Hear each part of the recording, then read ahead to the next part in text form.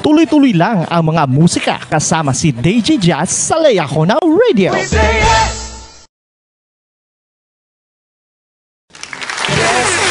Tuloy-tuloy lang ang mga musika kasama si DJ Jazz.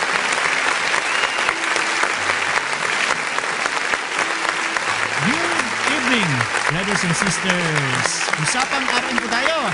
Kasama niyo pa rin po si DJ Jazz. At siyempre ang ating special guest po ngayon, ang ating pinakamabigati na kaibigan sa mission, sa Philippines Quezon City Mission po. Kamisyon ko po ito, no? Walang iba, kundi si Brother Inyola. Hello, Brother Inyola Markim. Kumusta? Basta po. Brother DJ Jazz, no? Yun, no? Kumusta, Markim? Ano ang mga pinagkakaabalahan mo ngayon sa mga panahon na ito ngayon? Sa ngayon, busy sa pag-alaga anak. Siyempre sa asawa din, pag-alaga sa asawa din.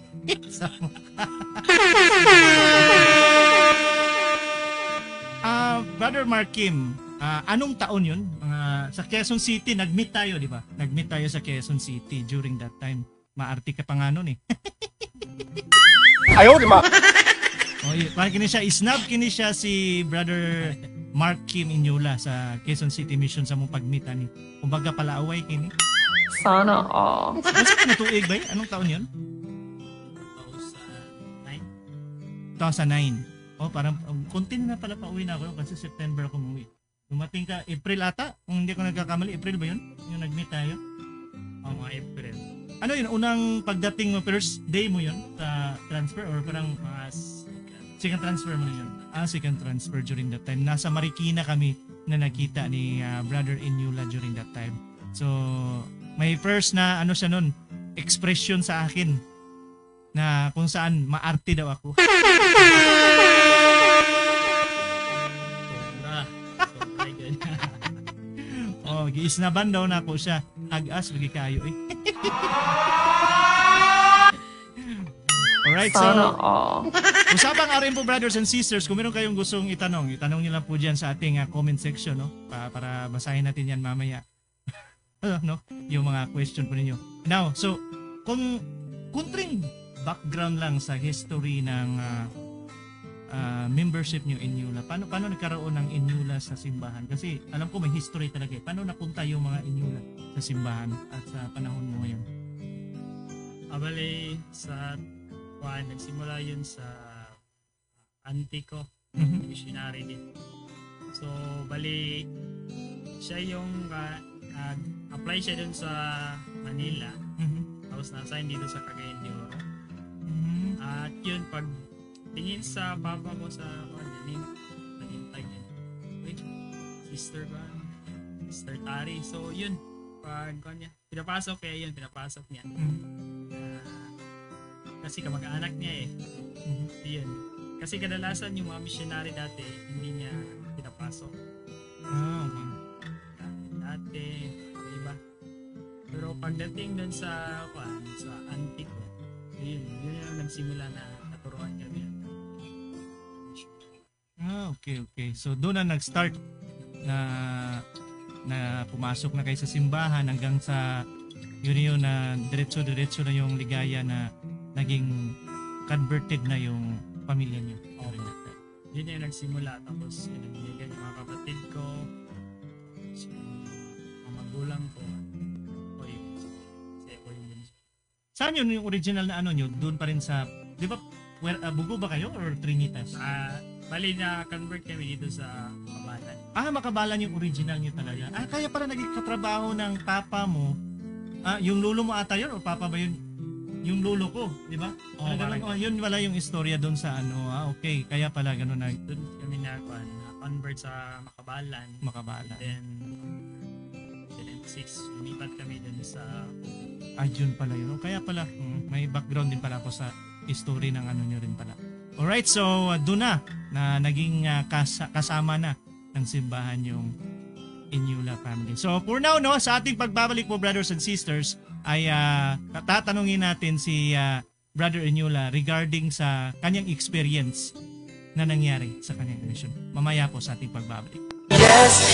Tuloy-tuloy lang ang mga musika kasama si DJ Jazz sa Layahona Radio. Hello, brothers and sisters. Ako po si Flor. Kayo po ay nakikinig sa Layahona Radio. Nanugo ka.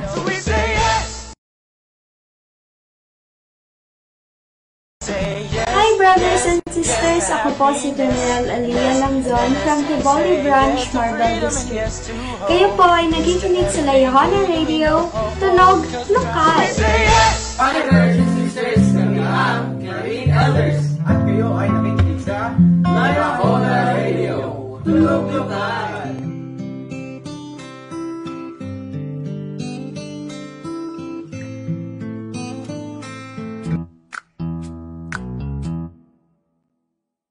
Hop out of bed in the morning, feeling so fine.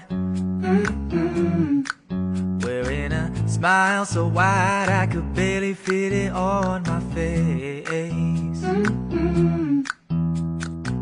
Hop to the street and I'm vibing, I got this shine. From this spirit inside me that could blast me off to outer space. You make me feel good. There ain't no other way. I can try to explain it, rewrite or rephrase it. You just make me feel good. From my head to my feet, and through my fingertips, I sing it off of my lips, just as I should. You make me feel. Everybody's got days you can't catch a break. No matter how hard you try, you just keep getting pounded to a pole. But I still stand on amazed at what you can make out of the mess that is my life, especially when I'm needing you most. You make me feel good. There ain't no other way.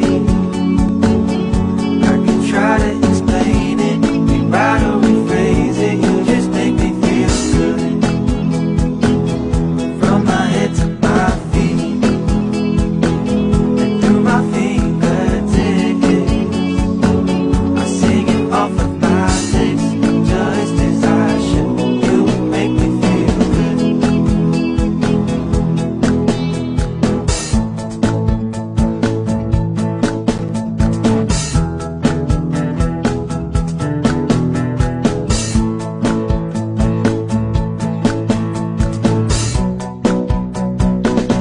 You make me feel good.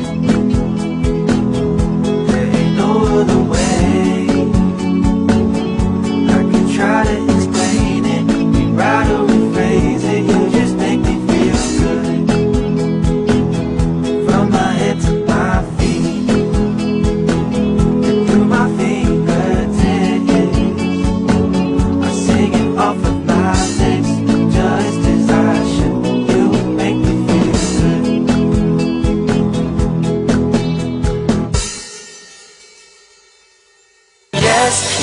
Tuloy-tuloy lang ang mga musika kasama si DJ Jazz sa Layahona Radio. We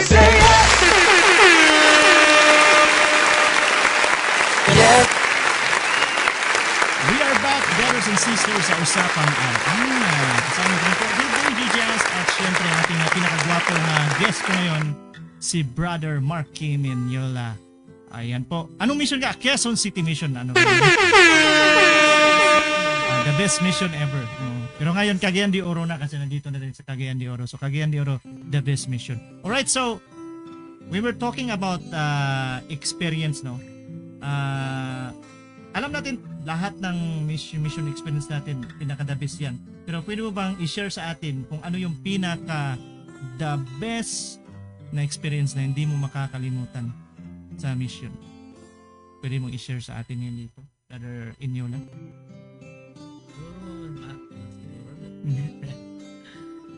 Pero share ka ng kahit isa. Siguro sa first area ko. Mhm. Yun, tagal ako sa first area ko.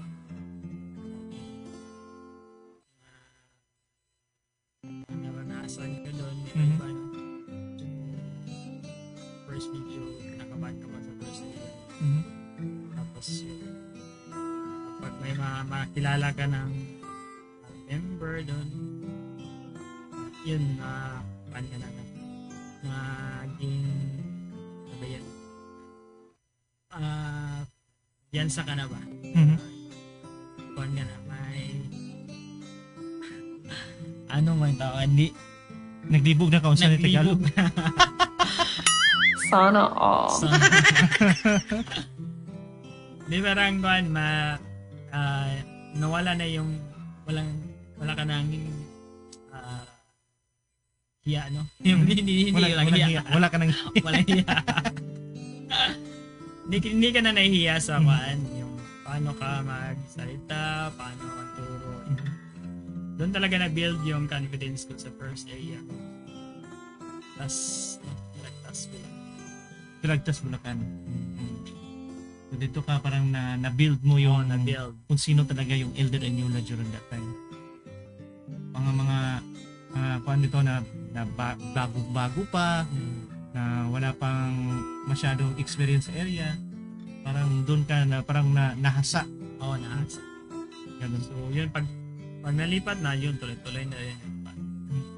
Ano yung companion mo, nag-train sa trainer mo nun? Trainer ko din si Brother Napadap. Elder Napadap. Hindi siya Pilipino. Kaya, Pangasinan. Hintayin. Mm. Tapos nagpa-love sa akin si Elder Oloia. Oh, Tongan. Kaya narinig ko yan si ano. Dito sa mission Brother Enyula, sa experience mo, may na-experience ka ba na napaiyak ka or disappointed sa work mo? Meron ka ba mga ganong klaseng experience? Oh, marami beses. Lalo na pag mga tao na saan gusto mo talaga silang mag-accept sa gospel.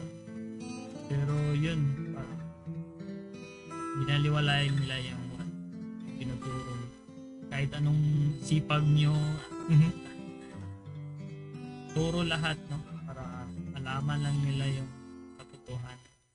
Pero minsan, siguro pa sila ng tamang panahon.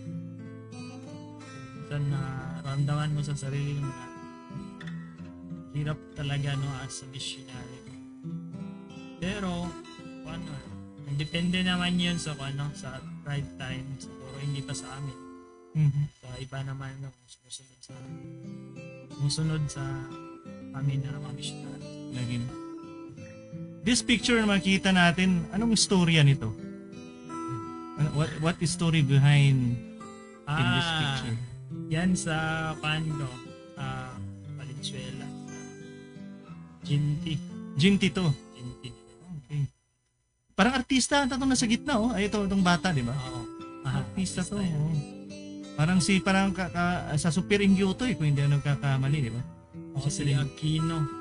Aquino yan. Pero hindi yan dyan, parang bumisita lang siya. Okay. Bali yung kamag-anak niya, yung members, sila Camille ata. Okay. Ayos, no? May artista kayo kasamang bata. Kilala yan dati. Malaki na yan ngayon, di ba? Nag-acting pa rin ba yan? Malaki na yun ngayon. Tagal Ito. na yan. What story about this? Parang eskwelahan. Yan na nagbuhan kami sa SP kami sa school. Yun bali isang zone ata din dyan. Okay. Nililinis kami sa isang paaralan. Ano to, member ang teacher nito? Or parang nag-schedule kayo na maglinis? Bali, nag-schedule lang kami dyan kasi may isang member dyan na gusto magpatulong, no? Okay. Parang brigada, eskwela, parang ganun. Pero hindi Di pa ata uso yun. Hindi pa uso yata dyan dati. Kaya yun kami mga missionary na tulong dyan. Ayos, no? Naglinis kayo. What about this? Kainan to, ah. Yun. Favorite namin na Sana all. Sana all talaga tayo. Oh. Ano to, parang, favorite na kainan. ano to, Mang Inasal, Jollibee, o ano ba to? Chowking. Chowking. Okay. Kasi may discount kami dyan kay President. Kaya ang sarap kumain dyan kasi may discount. May discount. Doon sa Balagtas, di ba? Okay. Nakaano din kami dyan eh. Kaya dyan kami kain. May discount. Sarap pa yung pagkain. So, ma-enjoy. Nakakaano talaga yung mission na life talaga natin. Experience. Pero, may tanong ako, Brother Inyula. In your own opinion lang, no? It's importante ba sa mission na nagkaroon ka ng bunga halimbawa sa pagbinyag or walang binyag? Or simpleng tanong na lang para tayong missionary. Importante ba sa bilang missionary na pagiging effective natin na magkaroon ng binyag na marami or walang binyag? In your own idea, yung sariling opinion mo lang. Para sa akin, siguro hindi naman ilang nabinyagan mo. Mm-hmm. As long as ginawa mo yung part mo as a missionary, siguro kahit isang beses ka lang na kabinyag, no, sa buong mission mo, pero yung nabinyagan mo naman, yun, nag-mission siya, tapos yun, multiply, no? Mm-hmm. Kasi marami siyang narupuan din. So, kahit ilang nabinyagan mo o isa lang, so ganda na rin yun na bunga. At least ginawa mo yung best mo sa mission. Yun, ginawa mo lahat para tulungan yung mga tao. Like, you know, in your part is hindi siya nagmatter, no? Kung marami kang binyag or wala kang binyag, yung success ng missionary. The most important thing is talaga, no, nandun ka, you do your work, you do your best. That's the most important thing sa akin, kasi hindi talaga nagmatter kung ilan yung nabinyagan mo or marami kang nabinyagan. Kasi yung iba kasi parang natitiniting lang, hindi ako successful missionary kasi hindi ako nang pagbinyag. Hindi man lang umabot ng 10, 2 or meron ganyan eh. Meron akong opinion din dati na halos na tagalipat niya, pag lumilipat siya may binyag. Pero kung yung nandun pa siya, wala talaga siyang binyag. So parang ano siya ba? Parang disappoint siya. Parang ako lang ata yung hindi nakaranas ng ganito. So meron talaga ganyan. So it doesn't matter, no? Sa mga ganyang mga situation. So now, brothers and sisters, sa ating pagbabalik, kasi mission experience yung kaina yung mga pinag-usapan natin. So ngayon, sa ating pagbabalik po, brothers and sisters, pag-usapan natin yung pagiging return missionary, kung ano yung mga struggling at ano yung mga steps na ginawa ni Brother Inyula para makaraos siya sa kanyang pag-a-adjust na pagiging RM. Mamaya po sa ating pagbabalik. Tuloy-tuloy lang ang mga musika kasama si DJ Jazz sa Layahona Radio. Brothers and sisters, kami ang Caribbean Elders. At kayo ay nakikinig sa Layahona Radio. Tulog-tukan!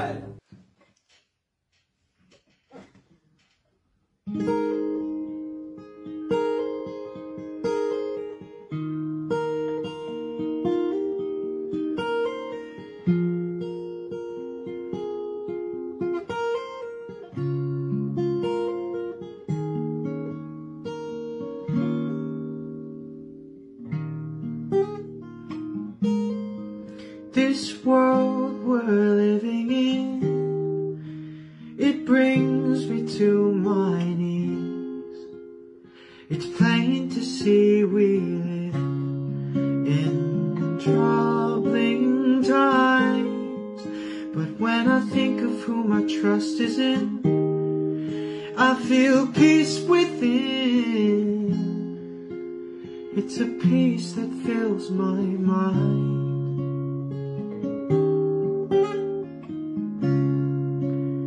So when things get hard, in you I'll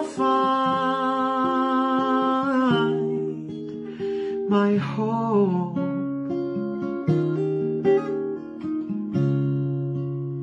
'Cause I know who you are. So to whom else shall I go?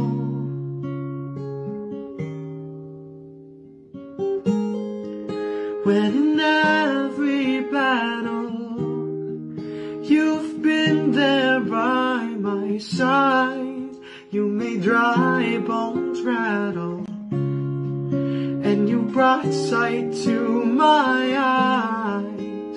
So I will not be scared, though the enemy's large in size, 'cause I'm armed with your great love, and your love's my greatest prize.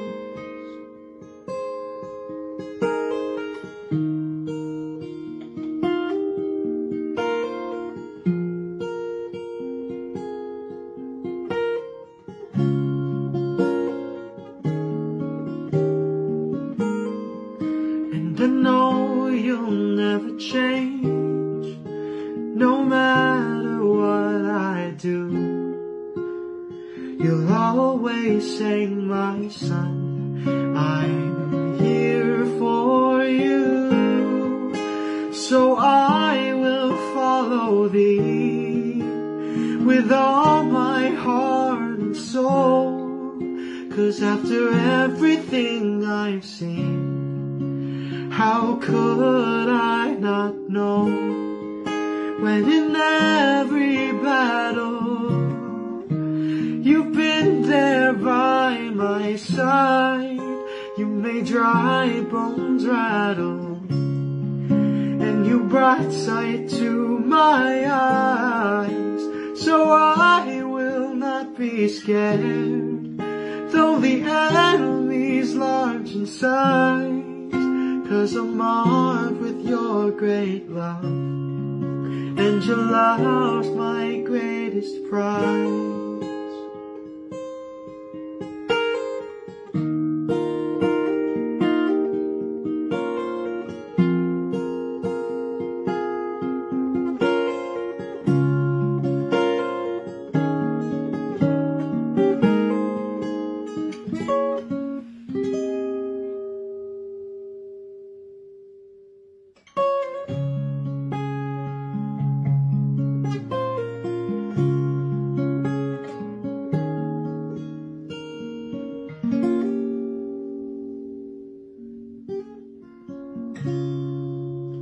So when things get hard, I'll fix my eyes on thee.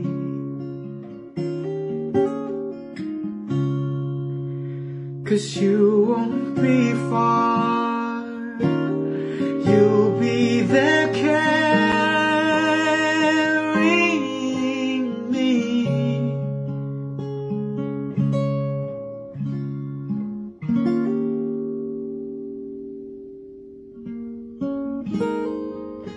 Sa bawat laban at bawat pagsubok, pinalakas niyo ako at pinagaling ang aking puso. Kaya susundin ko po kayo buong sa aking buhay, dahil sa pagmamahal niyo po pinakamahusay. Oh, oh.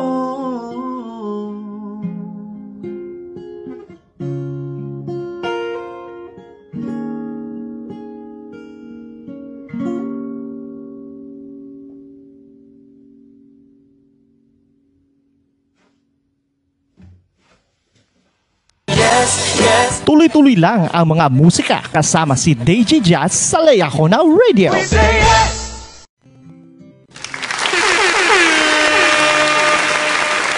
We are are back, brothers and sisters, sa Usapang RM. Kasama niyo pa rin natin si Brother Mark Kim Inyula of Quezon City Mission. Right, so sa ating mga brothers and sisters, no, paki-like at share po yung ating live streaming po ngayon sa gabing ito po, no. So ngayon, Usapang RM. So tanong natin, tapos na yung mission niya. So pagtanggal mo sa name tag mo, Brother Inyula, saan yung kinuha yung name tag mo? Doon na sa si Bishop, ay si Stake President yun, di ba? Sino Stake President during that time? Si President Pangan pa during that time? Dilabega. Dilabega na. Oo. So paano yun? Yung pagtanggal ng name tag sa'yo, wala bang feeling na para kang naiiyak? Or umiyak ka ba? Or para bang, anong na-feel mo nun? Yung gibira na gini mo yung name tag? Siguro pagtanggal lang tag mo parang tapos na wala na. Parang ganun ba? Parang wala ka nang buwan na magpa-introduce sa ako para si Elder Inyula, ganyan, di ba? Kasi sa mission, kahit anong tao, pwede mong lapitan eh. Like sa kanang ordinary ka na tao. Limited na lang yung introduce mo. Yung i-introduce mo na lang, chicks na lang. Sana all. Mag-ila-ila ka sa chicks. Ila sa chicks na. Sana all. So, nakapil ka ng bigat balon sa dibdib na or ano bang nararamdaman mo? Parang normal lang sa'yo. Tingnan yun sa'yo, no? Normal lang. Normal lang. Normal lang. Wala kang parang tapos na. Hindi naman gabi iyak, no? Parang umiyak ka rin. hindi naman umiyak ka. Parang Tears of joy. Tears of joy. Na-feel mo ba yung excitement na pagtanggal ang nintag? Uy, RM na ko. Parang hindi. Hindi. Parang loading pa rin. Parang nasa mission na. Papiring pa lang. Parang internet na low signal, no? So, yung pagiging return missionary mo na at that time, at that day, return missionary na, nandiyan na sa bahay. What are those adjustments? Ano yung mga adjustment na struggling mo? Na paano mo yun na-overcome yung mga adjustment na yun? Kasi alam ko, mahirap talaga mag-adjust pag uwi sa mission. Pero ano yung mga strategy na ginawa mo na struggling sa yun? Yun sa pag-uwi, hirap talaga kasi lalabas ka ng bahay, wala kang kasama. Sa yun. Hindi ka sama. Kasi maraming rules sa mission na pag-uwi sa bahay mo, yung adjustment na gagawin. Pag-ising, araw-araw, maraming talaga adjustment, pero yun, at first yun ginagawa ko pa rin yung ginagawa ko sa mission, pero habang tumatagal parang adjust din naman na iba na talaga yung routine kasi dapat kumayod ka or kaya mag-aaral ka, dapat gawin mo muna sa sarili mo para to the next chapter na naman, di ba? Tama yun. Kasi okay naman yung yung daily scripture yun lahat, pero dapat kasi may iba ka na gagawin kasi nahanap ka na ng internal companion, Tama yun. trabaho, school, may maraming adjustment din na gagawin mo sa mission. Pero nakakamiss lang talaga. Diba sa mission gusto mong uwi, pero pag uwi mo naman, gusto mong bumalik sa mission. So napag-isipan mo rin yun sa pag-uwi mo na sa bahay, napunta rin sa isip mo na parang gusto mong bumalik sa mission. Nandun pa rin yun, pare-pareho lang talaga tayo. No? Bale, sa mission gusto mong uwi, pero pag uwi mo, kakamiss sa mission mo. Pero gusto mong bumalik na naman. Naging basta-basta ginawang adjustment. Doon sa mga adjustment mo, ano yung pinaka-grabe na adjustment gid ba na parang itong grabe gid sa imo na wala ka na down during that time as a missionary? Meron ba ka bang ganun?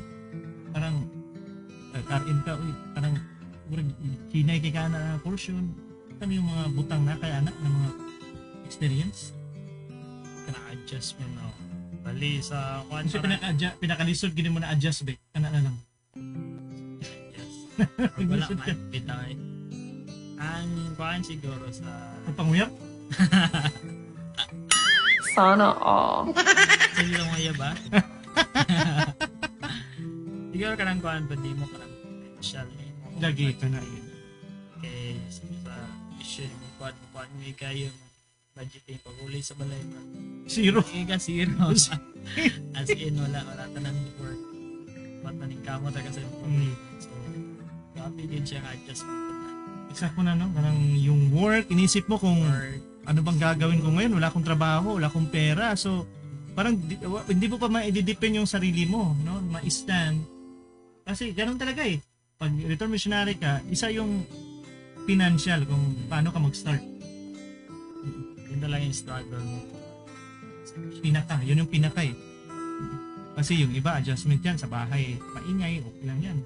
Pag uwi mo sa bahay, wala kang opinion para ma-adjust mo lang yan. Yung pagtungkol sa ano naman, pangliligaw, pero parang kiri-kiri din na naman natin yan. Pero yung pagtatanungin tayo siguro sa financial, dyan tayo parang tagilid eh. Hindi talaga tagilid na tagilid. Ayaw, di ma. Tama. Yun talaga yung financial. Kasi nasa iyo na lahat eh.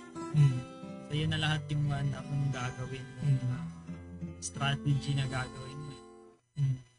Tapos parang wala. Talaga lahat. Back to zero. Parang during that time, pag uwi kasi, sa akin lang based on experience, parang inisip ko, alam mo na lahat during that time. Parang I know everything how to adjust. I know I can handle this kind of situation. Pero pag nandyan ka na pala, on the spot pag uwi mo, wow! Shocking din pala. Kasi dyan pa lang, sa financial, no? Kasi kailangan mo maghanap ng trabaho para makapinansa sa sarili mo. Para matulungan yung sarili mo, ma-build mo kaagad. Para maka-stand ka kung anong klaseng return missionary ka. That was the biggest experience na adjustment talaga, yung financial talaga na wala kang trabaho. Paano ka makapagligaw, di ba? Kasi kailangan manligaw ka ngayon, kailangan ganyan. Ganyan mo mga iisip mo eh, pag uwi talaga sa mission ng RM ka. Isa yan sa mga struggling eh. Yung eskwelahan kasi, para pag-aaral, isa din yun, pero yung iba kasi, yun yung mostly. Paano ka mag-aaral kung wala kang trabaho, wala kang financial? So mostly talaga financial. No? Akala ko mayayaman yung mga inyo na. Sana all. Sa ating mga brothers and sisters po, no, paki-like at share po yung ating live streaming po ngayon sa gabing ito. So, yun talaga, no, yung struggling na. Ako, yun din yun eh. Hirapan ako sa mga ganyan kasi paano ka makamove sa bahay, okay lang. Pero pag-usapan natin yung financial, hindi ka pamasahe pa nga nung papuntang institute. Nahirapan pa kong mingi sa mama ko eh. Oo, kasi nahiya ka eh. Ano ba naman itong return missionary nito? Oo, totoo yun. Oh. So, it's a part of adjustment, no? Pero, yun na, ano, yung mga starting nila pag-adjust natin, ikaw, naka-ano ka na talaga nun? Naka-recover ka na sa adjustment na yun? Oo, balik sa adjustment. Kasi may mga plano ka rin, di ba? Pag sa mission mo, may plano ka ng gagawin yung pag-uwi mo. So, yun, nagawa ko naman siya. Gusto ko pag-uwi ko. Hanggang sa ngayon, na nakapagkita ng asawa na. Ilang yan, chikiting mo na ngayon? Nakatatlo na si brother inyo na. Nasa ano kayo ngayon? Anong word kayo ulit ha? Trinitas word sila ngayon. So, buyag na buyag. Tatlo na po anak ni brother Markin po ngayon. So, sa mga adjustment niyan, na nakabuo pa rin si brother Markin na mabuo ng pamilya, no? Kahit maraming struggles. Kasi naiisip mo dyan during that time, paano ko mabubuo yung gusto kong mag-asawa, pero paano ko mabubuo? Kasi yung adjustment talaga, hatak talaga eh, nandun eh. Grabe yung sobrang power talaga yung hatak dyan, tapos pag uwi mo sa mission. Kasi Pero, tanong ko lang Nas, ano yung mga ginawa mo? Kasi alam mo na, sa ano ka na eh. Ano yung ginawa mo na para talaga mapurso mo yung plan mo? Ano yung isa sa ginawa mo? Siguro, yung plano mo, tapos yung ginagawa mo yung best mo na matupad yun. Kasi ako dati na after mission. Yung plano ko sa mission na paano ko ma-school. Tapos paano ko. Kaya paano ko work at school. Yun ang ginagawa. Tapos yun, natapos ko naman. Ayun. So, thank you. Thank you sa maraming salamat sa ni-share ni brother niyo na sa atin po sa gabing ito. Yan po, so sa ating mga bro at mga sis, sa pang-araw po tayo, hindi po kayo nandito para lang Ate Chika. So pwede po kayong magtanong din sa ating live section po ngayon na comments. Pwede kayong magtanong dyan kung ano gusto nyo magtanong. So pamihira din yung experience ni Brother Inyula, no? Hindi basta-basta rin. Akala ko nga yung mga Inyula, mga mayayaman.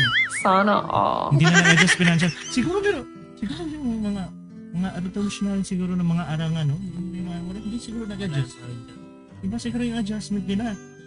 Pag-uwi na, marami na. Hindi ka na mag-adjust sa mukha mo kasi gwapo ka naman, di ba? Sana all. Hindi tayo nakapag-adjust kasi mga pogi tayo. So, hindi natin i-adjust yung pagiging pogi. Hindi natin kayang i-adjust yan, pagiging pogi. Pero pag pangligaw, parang mayroong kunting adjustment yan kasi may style na tayo sa panliligaw kasi missionary tayo. O, di ba? Pero missionary, so may ano na. Pero doon talaga sa pagdating sa paghanap ng trabaho at pag-aaral, parang dyan tayo medyo tagilid-tagilid ng konti. Sana all. Ayan po, brothers and sisters, maraming salamat po sa inyong oras at siyempre sa ating kaibigang kamisyon po, si Brother Markin Inyula, aka Elder po dati, Elder Inyula. Salamat, bro.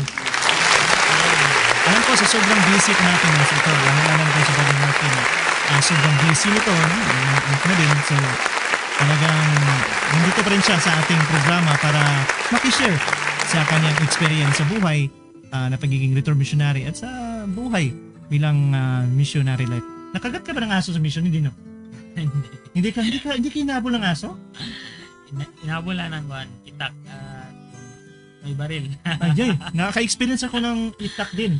Pero akala namin yung itak na yon, akala namin yung naghabol ng itak, sila ulo pala yun. Sa amin, lasing eh. Lasing. Paano yun anong nangyari nun? Kasi pagpunta namin doon, tinuturuan namin yung apo niya, no? Mm-hmm. Yung tatay, ayaw talaga ng turo kami. Tapos yun, mantingin siya na, lasing. Tapos siya na,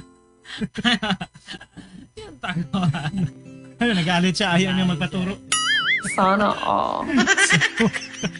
Sa ako ba, iro ba, napakan ko gino's mission ba? O, nakagat ako ng aso. Tapos hindi ko sinabi ni President Ho Ching, late na. Sabi ko, nagkagat, sabi niya, dapat daw sana napa-inject ako noon, nagpa-vaccine. Wala na too late na 2 months. Sabi ko, President, it's too late already because it's already 2 months. So, I'm still alive. Naku ba? Tawa lagi siya. Oh boy. Sana all. Alright po, maraming salamat po sa ating mga brothers and sisters na nandyan po ngayon, na nanonood po sa ating programa. Sana po yung nag-enjoy kayo at meron tayong natutunan po sa pinag-usapan po natin ngayon. Usapan nga rin kasama po sa DigiJust. Next Saturday po ulit, no? Ay meron na naman po tayong makakasama, no? Sa ating mga return missionary po, no? Thank you po na marami po sa ating mga brothers and sisters na nakilike at share po sa ating programa at sa ating guest po ngayon na sobrang gwapo at bigatin. Tayo po yung magbabay na po, brothers and sisters. Patuloy lang po ang panonood po sa Usapang RM tuwing Saturday po yan. Ito pa rin po si DJ Chas at ito yung kasama ko si Markin Inyula from Quezon City. Bye-bye po, brothers and sisters. Maraming salamat. Tuloy-tuloy lang ang mga musika kasama si DJ Jazz sa Layakona Radio.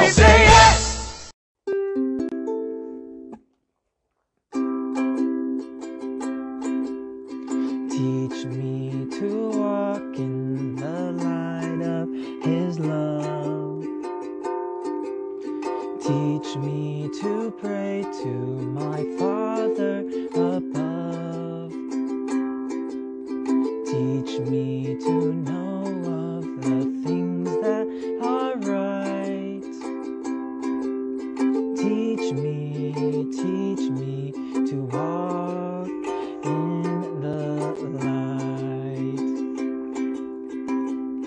Father in heaven, we thank Thee this day